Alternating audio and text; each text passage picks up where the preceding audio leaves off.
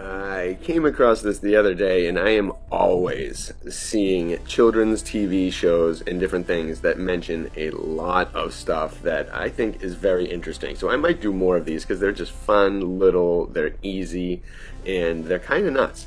But look at this. There's a scene from the Tigger movie which shows a lot. So check this out. Look at that. The roads, the Tartaria in the background, the kind of San Fran buildings. Then there's more. It just keeps going. This like 3 minute section of the movie. You can see the time down there. There's the aliens and the moon nonsense. There's this, which I found very interesting. He travels kind of through time, so he's talking about Tiggers and members of his family. So this one, in 1908, where they picked that year, and these things happened then. The Tunguska event occurs in remote Siberia, and SOS is adopted a couple days later. So then he continues down this branch in the scene. This is like frame after frame. 1853 is the next year that they randomly stumble across, which was the year that this happened, and the Crimean War actually started back in the day. And I'm not sure if they're linked. I'm just saying these are the most significant events that seem to happen in these years that they mention. And then obviously they go to this one at the end, 1776, when it all, whatever happened, just accumulated, and who knows the reality of any of it.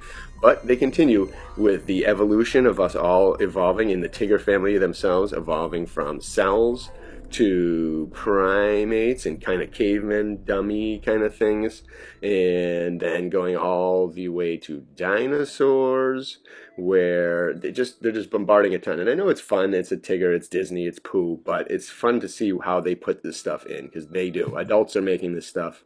And there you go, the explosion, you know, the volcano in the background. There's so much little things that these artists and people add that is mind-blowing. The spiral patterns up top, the whole Colosseum idea with all this, and then all the different artworks throughout time. They always block the privates in a kind of Disney only kind of way. There's this part, which I also found very interesting. The Sphinx and the different things that were named are kind of cat based, but also tweaked, and the nose broken off, etc. And then the form there is kind of interesting too. Almost looks like an AI face, but it's obviously not, but interesting.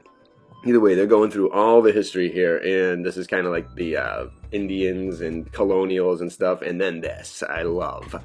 Ship falling off the edge of the world, the flat earth. They're showing it, ha ha ha, all the constellations all around it in a very unique way, even though they're all Tigger-inspired constellations. But look how happy he is as he's kind of promoting this little world. And you can get a closer look at the map too, and it's kind of interesting. It's not really, doesn't expose really anything too secretive, but it's just funny how they're doing this. And I've been seeing this all, it's just, they're stepping up the anti-flat earth stuff, and they're trying so hard to make it seem just like pathetic and like only losers believe in it, but they show it to us all the time, and you can tell that they know the answers. So just very interesting. I always wanted to put this up. This is all within like a span of like 2 minutes. I didn't want to put the regular full clip because I'd get flagged. But look at El Mapa Mundi, it says, above America, which is also very interesting. Always got to put stuff in there. The Indians, and God knows what that is, Pocahontas or something, but they're putting Geronimo, the West, the Old West. Look at how it looks like it's all propped up like a set, which it was, because it was all baloney, all just freaking creative arts, etc., just imagination, nothing real, based on those Western nonsense stories. But look at this, also Marilyn Monroe. They got to get the MK Ultra people in there, get a little bit of a slight inappropriateness, and then as they go up, they got to show the Hollywood with the two towers and the red in the middle, and it almost looks like it's Chinese and Asian, which is also kind of interesting. And I know they have something like that in Hollywood, but again, the way they visualize it here is kind of intense. And you know, this is just all little blips from this. And then they've got the classic, the dancing scene with all this, the fountains, the all these little dancing synchronized ladies, the Rockefeller tree up on the Hollywood stage set, and golden, who knows. And then they end with the I'll end here with the flower mandala, the rose, or the map of Meru in the outer rings with Meru in the center. Who knows what they are trying to tell us, but they are.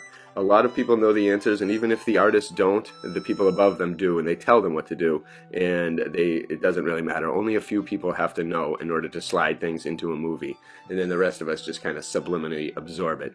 But there are so many in children's books, it's ridiculous. So there will be more. Bless you all.